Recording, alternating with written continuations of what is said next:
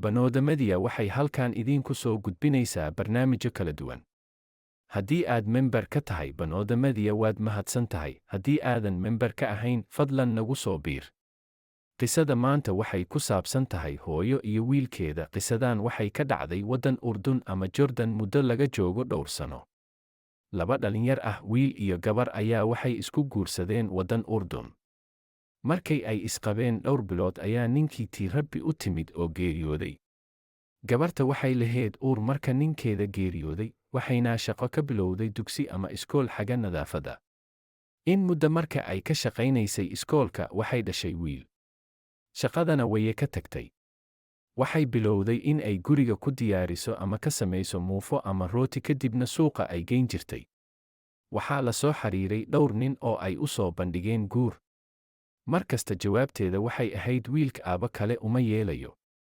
Ninman badan ayaa isku dayeen in ay qanciyaan, laakiin waye ka biyo diiday.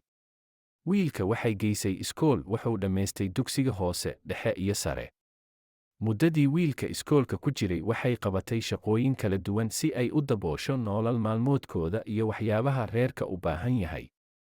Wiilka marka uu dhammeeyey dugsiga sare wuxuu shaqo ka bilaabay shirkad. Wiilka iyo hooyadiisa waxay ku wada nooleyn hal guri. Wuxuu shaqada geliyaa subaxnimada, wuxuuna ka soo bixi jiray galabnimo 5 ama hal saac. Marka shaqada uu dhammeeyo, horay guriga kama soo aadi jirin, wuxuu baashaal ugu tegi jiray dhalinyaro asxaabtiisa.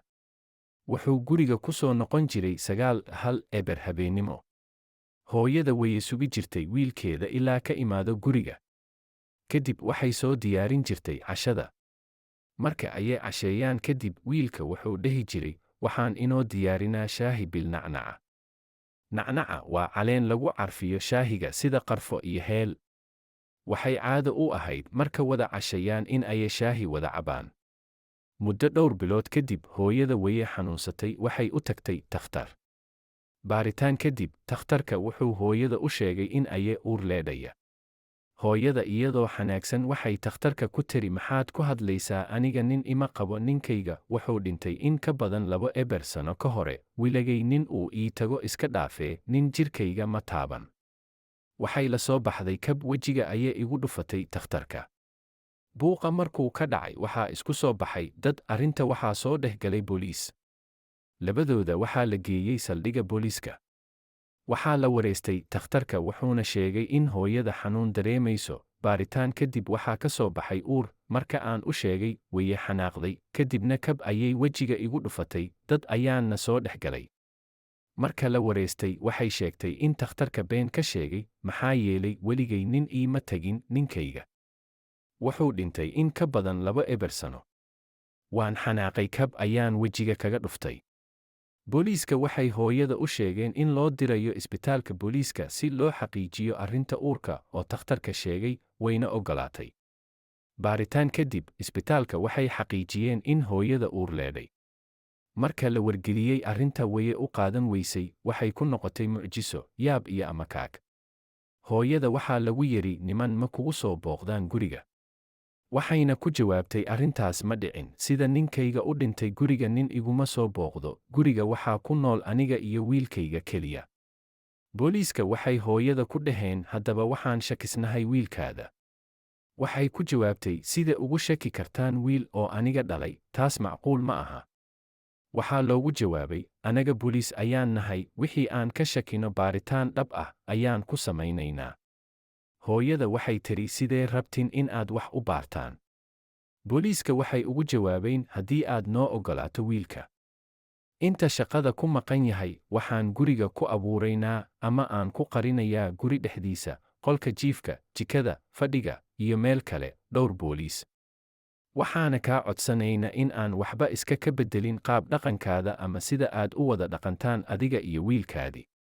Hooyada way ogolaatay arrinta booliiska u soo jeediyey. Booliiska waxay u dhaqaaqeen hawsha, waxay tageen guriga wiilka oo shaqada ku maqan. Waxaan guriga lagu abuuray ama lagu qariyey dhowr booliis ah. Fiidnimadii marka wiilka ku soo noqday, sida caadada ahayd, waxay soo diyaarisay cashada. Marka ay casheeyeen, wiilka sida caadada ahayd wuxuu yiri, hooyo waxaan noo soo diyaarinaa shaahi bil nacnaca. Shaahiga markuu diyaariyey ayuu wuxuu la soo baxay kaniini, wuuna burburiyey, daqiijiyey, wuxuu ku daray koobka ugu talagalay hooyadiisa. Waxaas uu samaynayo waa lala socday. Wuxuu soo qaaday labadii koob shaahiga, koob ayuu hooyadiisa u dhiibay. Marka ay shaahiga cabtay way dhacday ama way miir beeshay, wuxuu qaaday hooyadiisa wuxuu geeyey qolka jiifka. Waxaa lagu qabtay asagoo faraxumaynayo hooyadiisa. Isla markii waxaa la geeyey saldhigga oo lagu xiray. Hooyada marka ay soo kacday subaxii waxaa lagu wargeliyey arrinta dhacday, taas oo ay rumaysan weyso ilaa laga tuso caddeemo. Maalmo kadib wiilka waxaa la soo taagay maxkamad waxaana lagu xukumay daldalaad. Hooyada waxay tiri sharciga wuxuu kaga aargutay daldalaad, aniga maxaan ugu aargutaa dhallinyaradnimaday, yaa ii soo celina. Sheekada maanta intaas ayay ku eg tahay.